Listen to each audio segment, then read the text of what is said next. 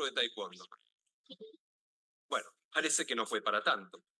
Veámoslo de nuevo en cámara súper lenta, unas 100 veces más lento a 2500 cuadros por segundo. ¡Auch! A esta velocidad parece que duele más. Los músculos abdominales, casi sin grasa de por medio, parecen la superficie de una pileta llena de agua. Si los músculos fueran muy duros como un hueso, se romperían con un golpe fuerte. Si fueran demasiado blandos, dejarían que el puño penetre en el cuerpo, poniendo en peligro a los órganos vitales. Gran parte de la cantidad de movimiento que trae el puño o pie golpeador se transfiere al cuerpo. La energía cinética del puño se disipa tanto en los músculos del brazo del maestro como en los de la panza del discípulo. Las ondas producidas por la perturbación, y vaya qué perturbación, se propagan en todas las direcciones en el cuerpo del pobre recibidor profesional de golpes. Ay, no, parece que alguien hizo enojar a su maestro. No, no, no, no, no, no, no, no, no. Estómago de acero, le hiciste golpe de palo de escoba.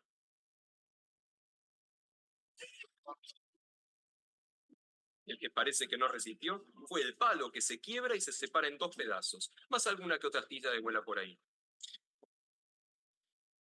El momento angular relacionado con el movimiento de rotación que trae el palo se conserva en el fragmento que se desprende. Por eso, podemos ver primero cómo rodea la cintura del recibidor.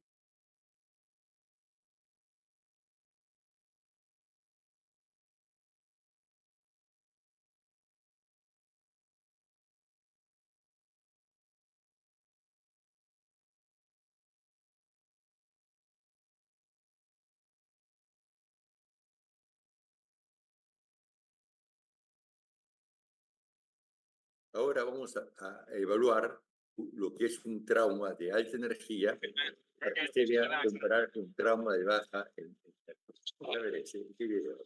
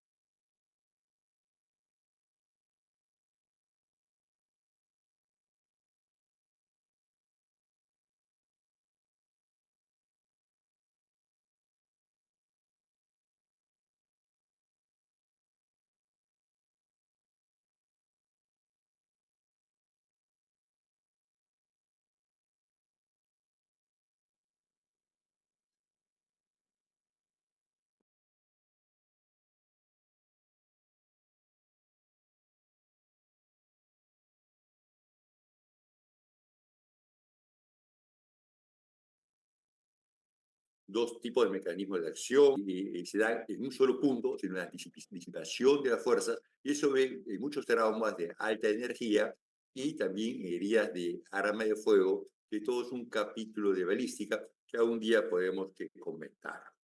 El otro tipo de video es para ver el trauma de alta energía, y por eso que una fractura de esa magnitud que ha tenido estos ciclistas de montaña probablemente van a acabar con una fractura de pelvis, fractura costal, y por eso la necesidad de un trauma de alta energía, hacerle todo el protocolo de ABCD que vamos a tratar de revisarlo. Paramos un minuto para esperar que el resto de compañeros se reúnan a la reunión. Entonces, vamos a parar acá un minuto y continuamos.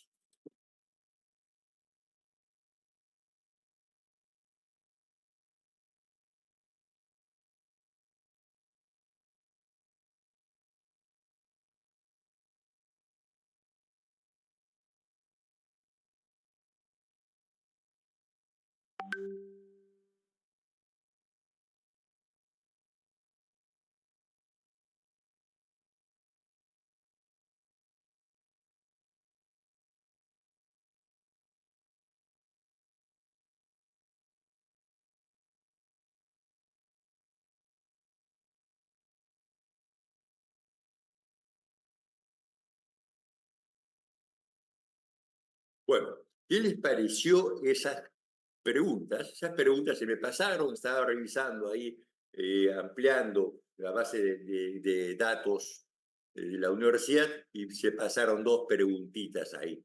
Es un tipo de preguntas a nivel básico que colocamos. Generalmente colocamos preguntas básicas, 5 preguntas básicas, unas 3 de nivel intermedio y 2 a 3 de un nivel un poco más avanzado, ¿no? Y comenzamos ya. Vamos a hablar del mecanismo de producción de las fracturas. Eh, Vamos a ver el objetivo de ahora, ver algunos principios biomecánicos, el hueso como un órgano vivo, qué tipo de trauma existe, cómo curan que los huesos, las lesiones óseas, la lesión de las partes blandas que hemos conversado en la clase de ayer, y a veces vemos el hueso como una madera, como una figura, pero el hueso es una entidad viva y sobre la importancia de conservación de las partes blandas y la viabilidad del hueso para evitar las complicaciones y consiga una consolidación adecuada. Vemos acá en el concepto básico, vemos que un hueso tiene una cortical, las corticales son gruesas en las diáfisis, son huesos corticales, y a nivel de las epífisis son huesos esponjosos, reúnen una serie de trabéculas óseas. De todas maneras, todas estas trabéculas óseas hay que acordar un poco de la histología, la fisiopatología y cómo actúan el recambio de células. Y, por supuesto, vamos a revisar los factores de coagulación y los factores de consolidación de las fracturas. Esto es importante, hemos estado viendo con unos alumnos de las fracturas de cadera. Cuando uno vea las fracturas de cadera, tenemos que dibujar, si quiere, con un lápiz o mentalmente los contornos. Si hay una disrupción de los contornos, que eso se evidencia en las fracturas. Después de evidenciar los contornos, tenemos que evaluar estas líneas, ya ruptura de estas líneas serían líneas de tracción y estas líneas de compresión. Todo eso de acá vamos a ir evaluándolos porque todos estos principios biomecánicos que los traumatólogos nos interesa mucho, nos sirven para el tratamiento de las fracturas. Usamos los principios biomecánicos, los principios de fuerza, de carga, para ver dónde vamos a utilizar el material de osteosíntesis y qué función va a tener. Entonces, no es solamente una carpintería de colocar pernos, tornillos donde uno quiere, sino hay principios bien marcados para eso. Y como les dije, el estudio, el AO, es la Fundación Suiza que se ha encargado por muchos años en regir todos estos procesos biomecánicos y el efecto de la consolidación ósea. Vamos a hablar de dos tipos de hueso: cortical, un tejido altamente organizado, generalmente en la diáfisis, produce rigidez y tiene poca elasticidad. En cambio, un hueso esponjoso es como una esponja, por decirlo, como el nombre que lo dice, es mucho más débil, se están localizadas en la metáfisis, en las epífisis, y esto van a producir más factibilidad de tener determinados tipos de fracturas. Hueso normal tiene estas características, un hueso con osteoporosis tiene estas características. Han visto ustedes que nosotros colocamos muchos tornillos y placas, y yo no sé, nosotros vamos a poner un tornillo acá en este hueso. Yo no sé si este tornillo va a tener la seguridad o va a tener la fricción, que hablamos que de fricción, necesaria para tener una sujeción adecuada para poder estabilizar que la fractura. Otro dato importante es la composición del hueso, la parte inorgánica y la parte orgánica. La parte orgánica de la flexibilidad y elasticidad, y la parte inorgánica la dureza y la rigidez. Cuando venga un flash, un check porque es importante y las cosas que son importantes son preguntas de examen. Volvemos a repetir, la parte de las proteínas y el colágeno nos da la elasticidad y la rigidez nos está dando la parte inorgánica. A veces el hueso vemos como hueso, pero es un poco más, hay estructuras especializadas como los cartílagos y hay una especie de ligamentos que tal vez ya específicamente en algunas articulaciones, en algunas fracturas, lo vamos a evaluar. Los meniscos son estructuras altamente especializadas que sobrecargan las cargas, distribuyen las cargas, distribuyen el líquido sinovial, nos ayuda como un cojinete para distribuir el estrés y muchas veces eso se puede lesionar y producir una serie de patologías. Vamos a ver algo más. El cartílago que predomina es el cartílago tipo 2, que existe condrocitos, agua y proteoquímicos. Últimamente hay muchos estudios científicos valorando el tipo de colágeno, el tipo de generación que estos existe, la cantidad de agua, de proteínas que en ellos existen y que esto, qué factor va a determinar para asociado a una artrosis en el futuro.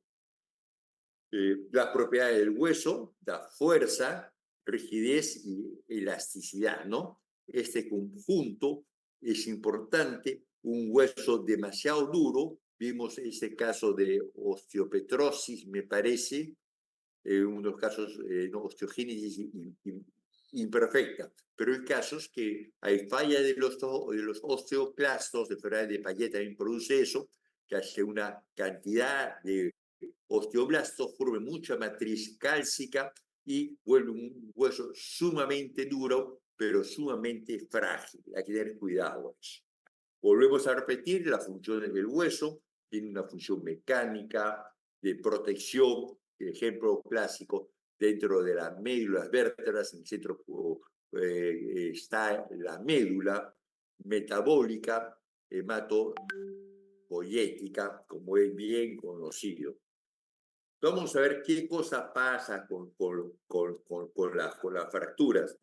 Existe un estrés, una deformidad mínima, una deformidad elástica, después una deformidad plástica. Esta deformidad plástica ya va a quedar deforme el hueso sin romperse, puede volver a la normalidad como no, en los niños generalmente no vuelve y produce fracturas por deformidad plástica y llega un momento crítico donde se produce la fractura del hueso. Hablamos unos principios sumamente importantes que es netamente de la especialidad y eso va a servir para la planificación de qué sistema o qué cosa queremos con nuestra fractura. Hemos hablado que una fractura articular requiere una estabilidad absoluta y una fractura diaficiaria a varios fragmentos o polifragmentaria, lo ideal es una estabilidad relativa. Definitivamente, si tiene más de 10% de movimiento, eso es una inestabilidad. Al tener una inestabilidad, va a tener como complicación una no unión, conocida antiguamente como pseudoartrosis, que mañana vamos a conversar de las complicaciones más frecuentes de las fracturas. Volvamos a la parte mecánica, a la parte de fórmulas. Como traumatólogos nos gusta mucho eso.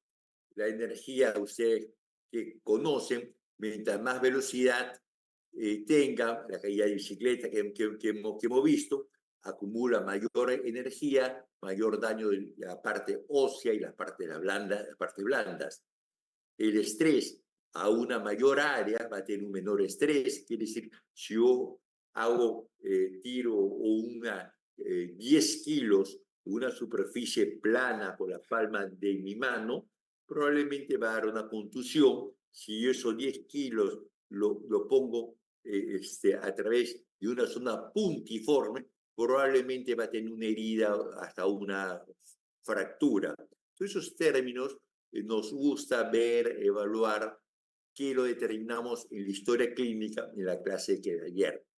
Y hay otra cosa que vimos, cómo se fatiga el hueso ante un estrés y los puntos de deformidad elástica, deformidad plástica y el punto de la fractura. Eso tiene que ver con el estrés o la deformidad, ¿no?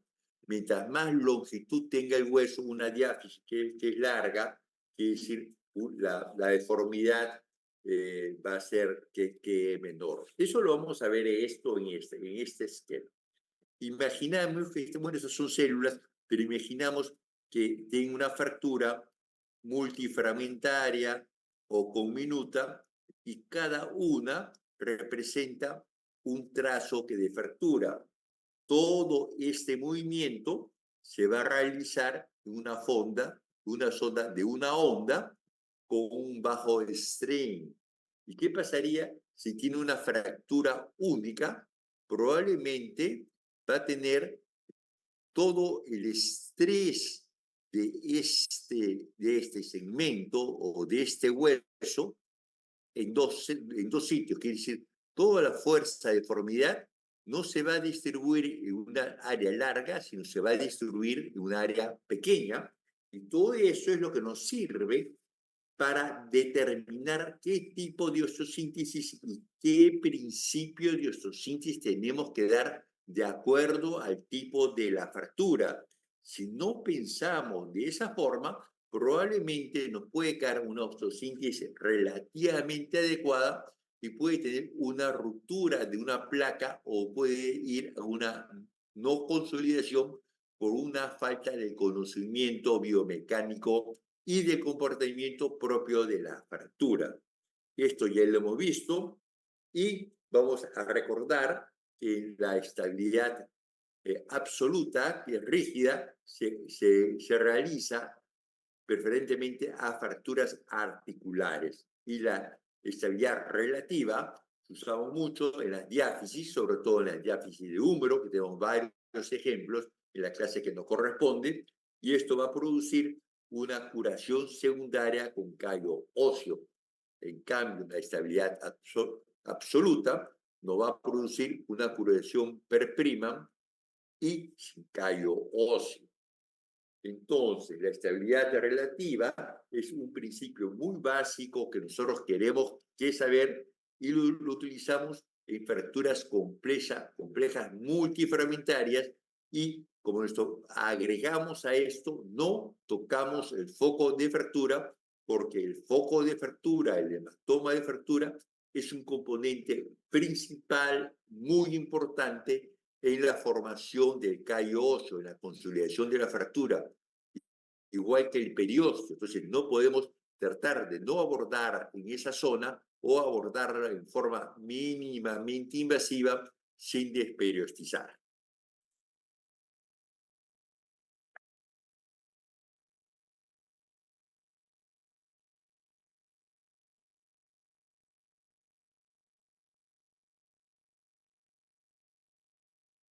Ahora vamos a temas más concretos como los tipos de trauma.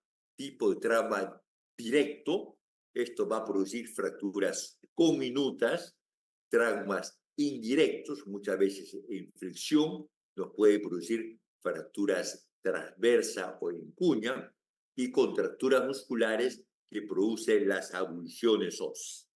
Entonces, tenemos por la historia clínica saber cómo actúan las fuerzas y con eso nos podemos saber qué tipo de fractura o en todo caso ir de la fractura, el tipo de trazo de fractura y ahí saber qué tipo de traumatismo es el que predomina. Imaginamos que tiene una fuerza de rotación sumamente grande, probablemente tenemos que sospechar en lesiones ligamentarias graves. Una fractura o un trauma que es directo, había que pensar en una fractura expuesta o una lesión conminuta. Entonces, vamos a hablar de esto. Puede haber mecanismos por compresión.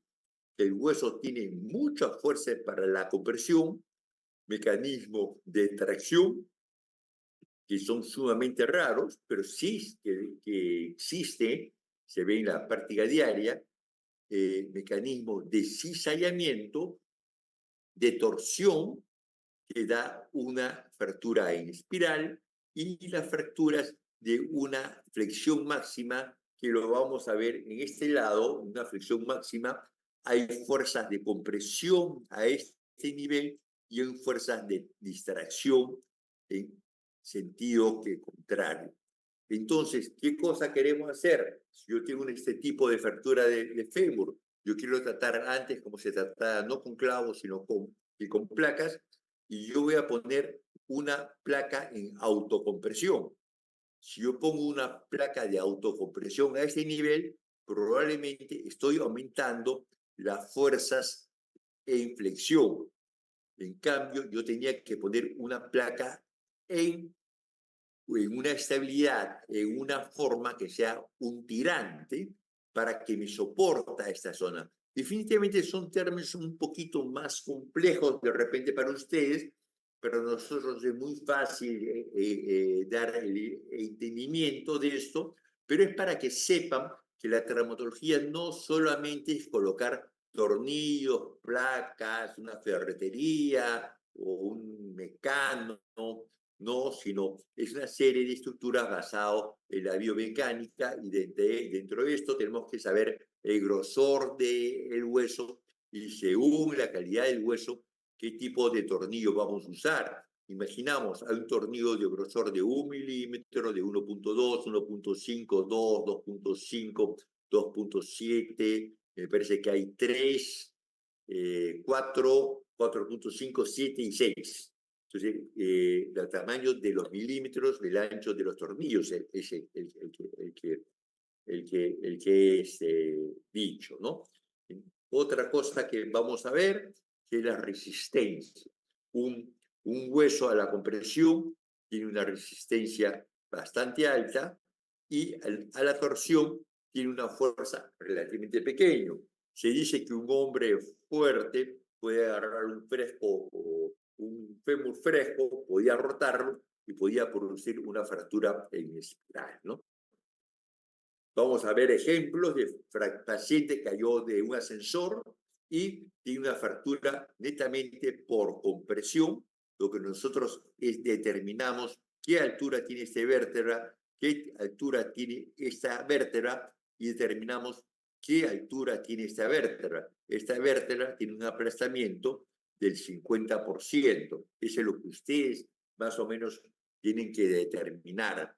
Igualmente acá, que es sumamente claro y probablemente si tomamos una tomografía vamos a ver una fractura minuta a nivel de esta vértebra.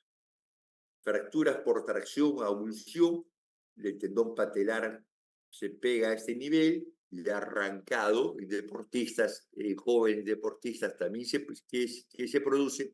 Y otro ejemplo de lesión de tendón patelar con arrancamiento de la tuberosidad anterior de la tibia.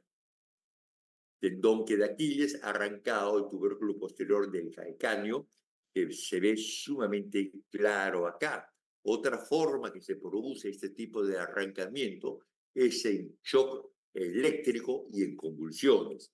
Hay que tener cuenta, mira ese tipo de fracturas, el tendón de Aquiles lo ha arrancado el hueso.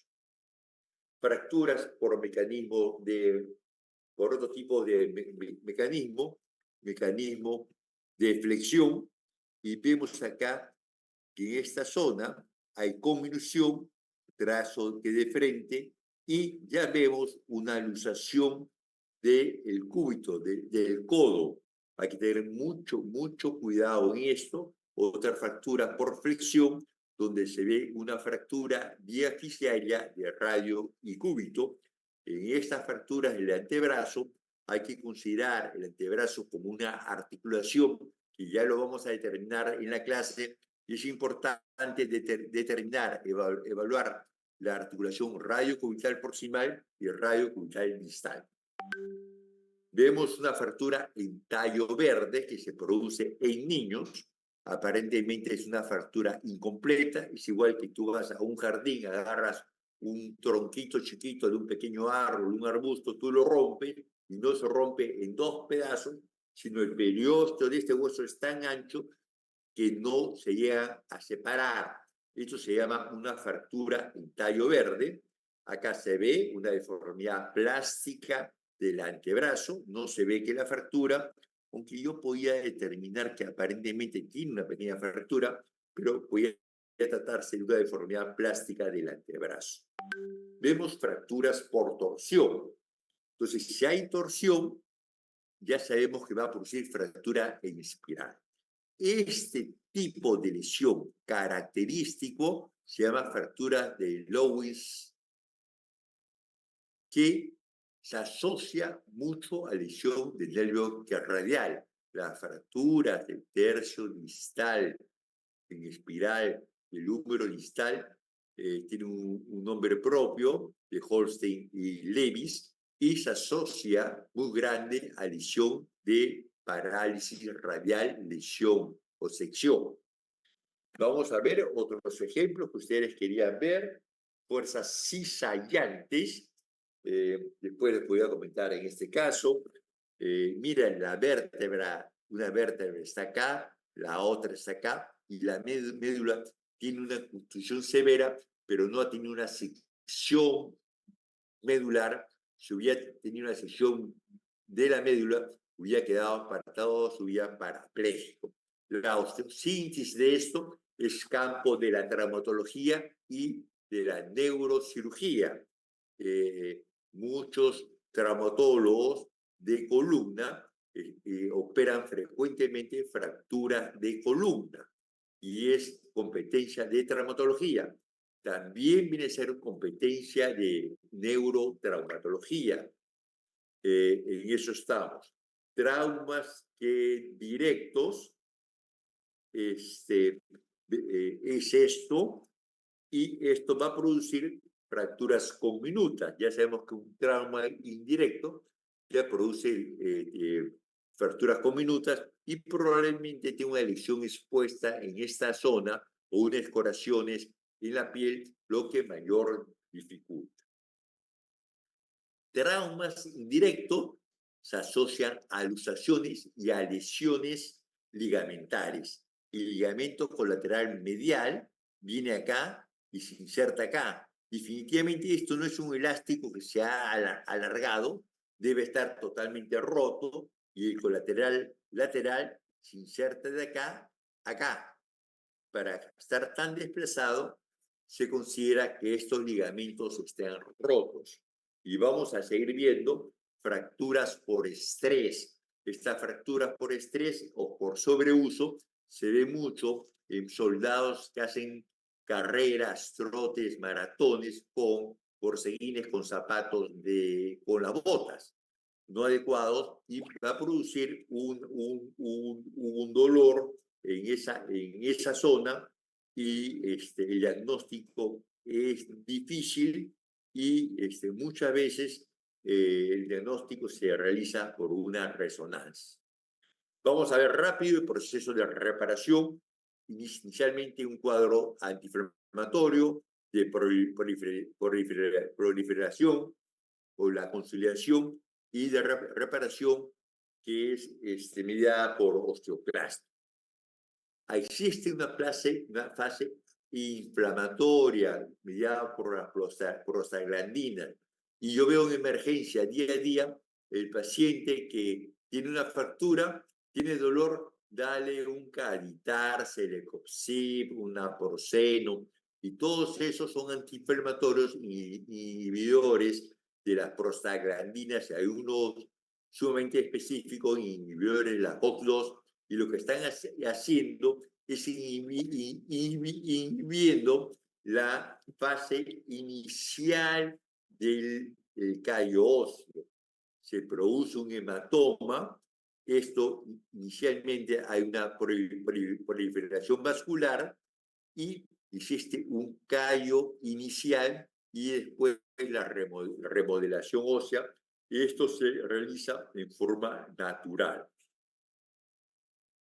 ¿Qué se requiere para que un hueso suelde? Lo hemos repetido inicialmente, que esté reducido, que estén los huesos en su sitio. Si están separados, no va a soldar. Que esté bien inmovilizado, estabilidad absoluta o relativa que hemos visto, y que el hueso esté vivo, quiere decir que tenga buen aporte sanguíneo. Vamos a ver un caso, paciente de 79 años, caía de la escalera, no tiene lesiones vascular, yo veo una fractura compleja supraintercondilla del húmero distal, en el perfil lo veo la fractura acá, un trazo por acá, y la osteosíntesis se realiza con dos placas ortogonales, el nervio cubital lo hemos aislado, se ha colocado un injerto óseo en la parte que hay déficit en el hueso, y el proceso de consolidación de la fractura al tercer mes.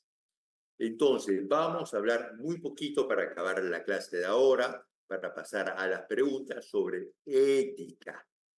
¿Qué pasa cuando uno de los colegas te dice, te ve una placa de rayos X, no dice nada, pero dice, ¿y quién te ha operado esta fractura? El doctor Ugarte, con razón. Y dice que está bien operado o no. No, sí, está bien, más o menos, está bien. O este colega que con la expresión que dice o con la forma que se expresa contra el otro colega, va a acabar los dos involucrados en un problema médico que legal. Una cosa es operarlo sabiendo qué dificultades hay, en qué condiciones ha entrado el paciente, qué había o qué implante necesitaba, qué condiciones de rayos X ayudantes, todo está el equipo, si ha sido una emergencia o lo has diferido. Hay muchos problemas de ética entre los profesionales y eso lo único que te va a llamar es que te va a llamar el fiscal para que tú, como el fiscal puede ser un policía o un abogado, le va a aparecer un caso médico interesantísimo y lo que va a querer es tú como testigo que tú involucres a tu colega y el colega te va a acabar involucrando y acaban en un juicio por más de 5 años.